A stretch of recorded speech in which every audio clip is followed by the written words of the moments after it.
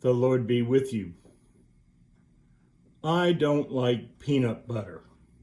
Now, before you phone me and call me a heretic, let me explain. I like peanut butter flavoring. I like peanut butter when it is mixed with something else, especially jelly. I like putting peanut butter on the roof of my dog's mouths and watching as they make all sorts of funny faces trying to get it off the roof of their mouths to eat it. But peanut butter by itself is not for me. I don't know why. I like peanuts. I'll eat them by the handful. I enjoy them in food, especially Chinese food. I'm not allergic to them. It's just peanut butter I don't like. I read about a mom who feels the same way about peanut butter as I do. It inspired me. Now I'm thinking about starting a club or a support group. She told about their elementary school days and making lunches for her children. On occasion, she would make them peanut butter and jelly sandwiches, since they were one of her children's favorites. The sacrifices we make for our children. She even went so far as to make sure that she first used the knife in the jelly so that there would be no peanut residue in the jelly jar. NCIS has taught me that is called cross-contamination. She was obviously doing her civic duty. She just didn't like it at all when she would bite into her jellied toast and detect that faint but distinct taste of peanut butter that was a result of some careless peanut butter lover contaminating her jelly with a peanut butter infected knife. She was not going to let that happen on her watch. Anyway, she would send her little darlings off with their peanut butter and jelly sandwiches, certain that they would give thanks to God above for such a devoted and sacrificial mother who so lovingly prepared their lunches. One day, one of her daughters came to her with a very serious expression on her face. "Mom, we've got to talk. It's about your peanut butter and jelly sandwiches."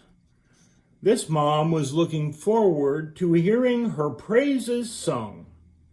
She was shocked when her daughter brought forth a complaint. "Too much jelly, Mom."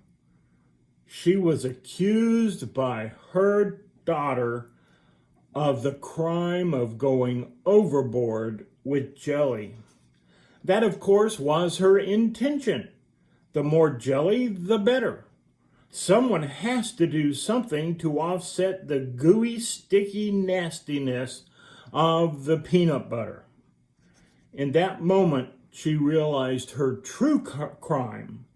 She was guilty of giving her daughters what she liked, but not what they liked. Philippians 2:3-4 says, "Do nothing out of selfish ambition or vain conceit. Rather, in humility, value others above yourselves, not looking to your own interest, but each of you to the interests of others." Peanut butter might be a silly example, but these verses can become very important very, very quickly. For example, I know for a fact that Sissy's life would be so much better, so much easier if she would only listen to me and follow my lead. Truth be told, what I actually know is that my life would be easier If Sissy would only listen to me, hear what I say, and follow my lead. But do I have the right to expect someone else to change their lives to suit me? Of course not.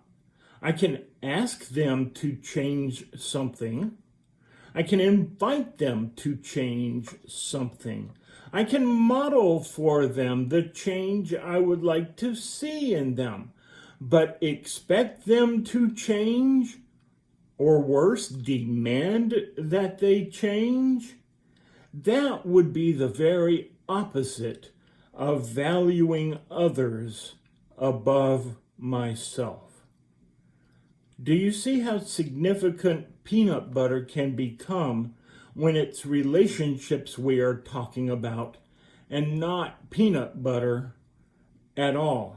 How many times in our relationships do we try to get the other person to change to suit us? Sissy and I, early in our marriage, realized we were spending a whole lot of time trying to get the other one to change. Of course, the old saying is, men get married thinking their women will never change, and women get married thinking they'll be able to change their man. And they're both wrong.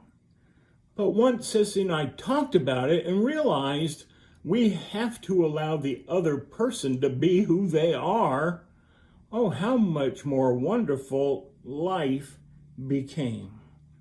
Putting others ahead of ourselves.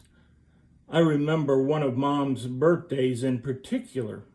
I asked her what birthday present my dad had gotten for her.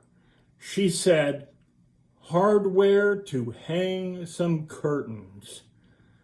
No, really, Mom. What did Dad get you?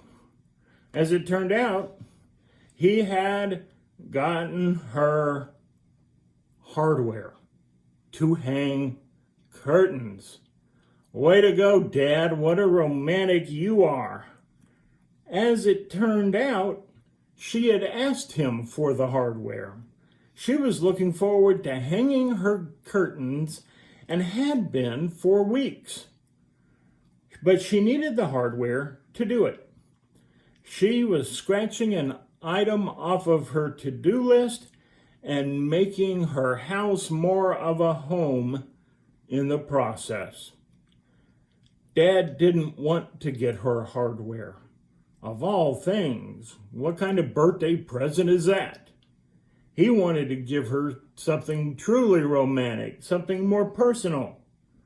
But he gave her hardware instead, putting her interests ahead of his own. And that, my friends, is your peanut butter theology lesson for today. Amen.